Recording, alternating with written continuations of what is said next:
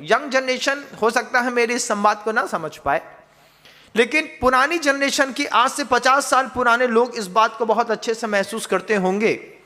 जब घर के अंदर खप्पर लगे हुए थे और जब खप्पर छाया जाता था तो छाए हुए खप्पर को देखने के लिए दिन भर खड़े रहते थे, खप्पर कैसे छाए जा रहे हैं। फिर पहली बार जब उस देसी खप्पर को हटा करके विदेशी कवेलू लगाया, उसकी खुशी बिल्कुल अलग थी। हाय, हमारे घर में विदेशी कवेलू लगे हैं। उसके बाद एक जमाना आया, पता नहीं कब एक नया मकान लेंटर वाला बन करके तैयार हो गया और देसी कवेलू और ये सब गायब हो गए। पहले छोटा परिवार था, परिवार तो बड़ा था, जगह छोटी थी, तो एक हॉल में बब्बा हैं, दादी हैं, पापा हैं, चाचा हैं, बुआ हैं, भतीजे हैं, सब एक साथ नीचे जमीन में बिस्तर लगता था और सो जाते थे। उस सोने में मर्यादा रहती थी। बुआ दादी के इस तरफ, भतीजा दादी के इस तरफ, चाचा उस कोने में, पापा सोफा सेट में, बब्बा बगल वाले कमरे में, और सब कोई मिल के सोते थे। आज सबके अपने अपने बढ़िया बेहतरीन 18 बाई 18 के कमरे हैं। कोई किसी के कमरे में जा नहीं सकता, किसके कमरे में क्या चल रहा है कोई पूछ नहीं सकता। एक साथ किसी को कोई सुबह सुबह उठा नहीं सकता। और बहू अगर नहीं आई हो तो उसके दरवाजे में ठक ठक करना इधर पे ठक ठक करने जैसा होता है। भैया वो जितने बजे उठे सो उतने बजे, अभी कुछ बोलो मत, बोले तो फंसे। अभी दहेज प्रताड़ना का केस आज ही लग जाएगा। आज ही वो फोन करके अपनी माँ से कहेगी कि सोने तक नहीं देते इन लोग, सुबह 5:30 बजे बोलते हैं उठ जाओ, क्या करेंगे 5:30 बजे सुबह से उठ करके। और वो जमाना था जिस जमाने में 6 साढ़े 6 बज गए अगर, तो वहां पे माँ चाय बना करके तैयार कर देती थी। 6:30 बजे सुबह से, बेटा चाय बन गई, अपनी चाय पी लो। अरे अभी हम सो रहे हैं, 8:15 पे उठेंगे। अरे चाय बन गई, ये पी लो। अब उसके चक्कर में, चाय के चक्कर में वो पहले से ब्रश करा देती थी, नहला देती थी, धुला देती थी, चाय पिला देती थी। और जैसे नहला धुला करके चाय पिलाएगी, कुल्ला करके बोलेगी जाओ पहले मंदिर हुआना है। वो जमाना क्या गजब का जमाना था। अब वो जमाना नहीं रहा, ना वो छोटा परिवार रहा, ना वो छोटी जगह पर रहने वाले लोग रहे। आज सबके बंगले बन गए, आज सबके घरों के अंदर अच्छी लेविश लाइफ है। छोटे से गांव में, यहाँ पे भी किसी के घर में जाता हूँ, 3-4 एसी मिलना नॉर्मल बात है। हमने कहा इतना एसी तो शहर में नहीं लगा रहता जितना गांव में लगा है। बोले महाराज जी सब नॉर्मल बात है हमारे यहाँ, बस बाथरूम में अभी नहीं लगवाया है, उसमें भी लगाना बाकी है। हो सकता है अगली बार जब आप आए तो बाथरूम में भी एक एसी लगा हुआ मिलेगा महाराज। हाँ, अशोक सेठ के यहाँ हो सकता है बाथरूम में भी लगा लिया हो उन्होंने। बड़े सेठ का भी नया मकान बना है, लगा है? हाँ बताओ। हम सोच रहे थे, उनने बता दिया कि लगा हुआ है महाराज। अब वो जो जमाना था, जिस जमाने में हमारे ऊपर इतना कंट्रोल चलता था, वो जिस जमाने की हमने शिक्षा ली, जिस जमाने में हमको अच्छा कुम्हार के जैसा कूटा पीटा जाता था, जरा जरा सी बात में पूछताछ हो जाती थी। घर के अंदर के पापा अगर मान लो पढ़ाई नहीं देखते थे तो चाचा पूरा बैग चेक करके देखते थे, क्यों, क्या पढ़ के आया है, आज टीचर ने क्या पढ़ाया। घर में कोई ना कोई पूछता था, विद्यालय में क्या पढ़ करके आए, कितना होमवर्क मिला है। ये सब चीज़ों में जानकारी जितनी शिक्षक को रहती थी उतनी माता पिता को रहती थी। और अगर रोते हुए स्कूल से घर चले आओ और पूछो क्यों रोए रहे हो, बोले टीचर ने मार दिया। काहे को मारा? बोले वो गणित का पेपर हल नहीं कर पा रहे। अच्छा मारा।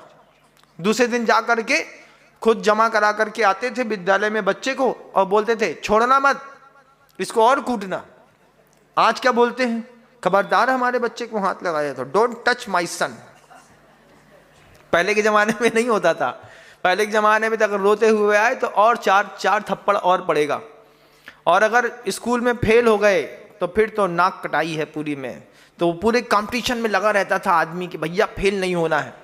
और रिजल्ट निकलता था कि जितने बच्चे थे सब पास होते थे। ये जो अभी सरकार का जमाना आया गया है ना, हैवी डिप्रेशन जोन में जाने वाले बच्चों को देख करके सरकार ने नियम निकाल दिया कि 8वीं तक आप किसी को फेल नहीं करेंगे। बच्चा पढ़े नहीं पढ़े, कुछ लिखे नहीं लिखे, आप उसको शिफ्ट करते रहिए। 8th क्लास तक बच्चा शिफ्ट होता है। 5वीं क्लास में एक मित्र था राम नारायण पनिका, वो फेल हो गया। वो फेल हो गया तो लोगों में इतना चर्चा का विषय बना कि वो फेल हो गया है, फेल हो गया है, फेल हो गया है। अब फेल हो गया तो हो गया भाई, उसने नहीं लिखा था तो फेल कर दिया। आज फेल कर दो, आज फेल कर दो तो बच्चा शिक्षक को बाहर निकलते साथ ही समझ लेता है, क्यों रे मास्टर मेरे को नंबर काहे को नहीं दिया है, तेरे को उसकी बात की कमी है क्या, बोला था ना आप। एक गुंडागर्दी है। पहले के ज़माने में ये नहीं था, रास्ता चलते शिक्षक मिल जाए तो उसके पैर छूना to be must compulsory. Master साहब हैं, पैर ना छुओ तो इधर पे पिताजी मार हैं, और जो क्लास में पहुंच जाएंगे तो ये मारेंगे। उठते ही साथ डंडा शुरू। वो क्या जमाना था। उस जमाने के जो लोग पढ़े लिखे हैं, उस जमाने की शिक्षा ग्रहण करने वाले जो लोग हैं, उनकी आंख में संयम नहीं है। उस जमाने के लोगों की जुबान में संयम नहीं है। उस जमाने के लोगों के खाने पीने में संयम नहीं है। उस जमाने के लोगों के पास भी आज अपने लिविंग स्टैंडर्ड में एक भी चीज का संयम नहीं है। क्यों? शकुनी जेब में रख के घूमते हैं। आचार्य जी मोबाइल को शकुनी कहते थे। ये ऐसा शकुनी है जो अच्छे अच्छों की मति भ्रष्ट कर देता है। अब आप उस संवाद को देखिए कि फिर विचार करिएगा, अनंतानंत सिद्ध परमेष्ठी हुए हैं, अनंतानंत जीव सर्वा सिद्धि में विराजमान है। अनंतानंत सिद्ध परमेष्ठी हो गए, असंख्यात की संख्या में सर्वा सिद्धि में विराजमान है। वे महापुरुष किस तरीके से सेल्फ कंट्रोल करते हैं। आज की जनरेशन को तो वो एटमॉस्फेयर ही नहीं मिल रहा है। आज की जनरेशन में आप लोगों ने ही उसको सुविधा दे दी है। बच्चा सुविधा भोगी हो गया है। बच्चे के कमरे में एसी लगा हुआ है, उसी कमरे में उसका वाईफाई का डिब्बा लगा है, उसी कमरे में टीवी लगा हुआ है, वॉशरूम उसी के कमरे में है, और आप उसके कमरे के अंदर घुस तक नहीं सकते। क्यों? अरे यार मर्यादा है। काहे की मर्यादा है?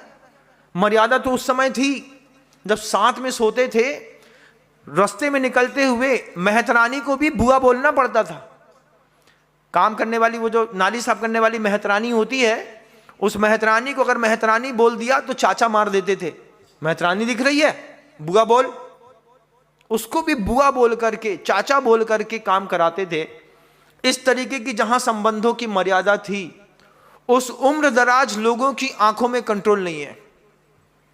70 साल 65 साल का व्यक्ति नेटफ्लिक्स पर जब वेब सीरीज देखता है तो उससे पूछा जाता है कि तुम्हारे पिता ने, तुम्हारे उस समय जो कुम्हार ने तुमको कूटा था, रंगा था, तैयार किया था, उसकी रंगाई गढ़ाई की ठंडक कहां गई?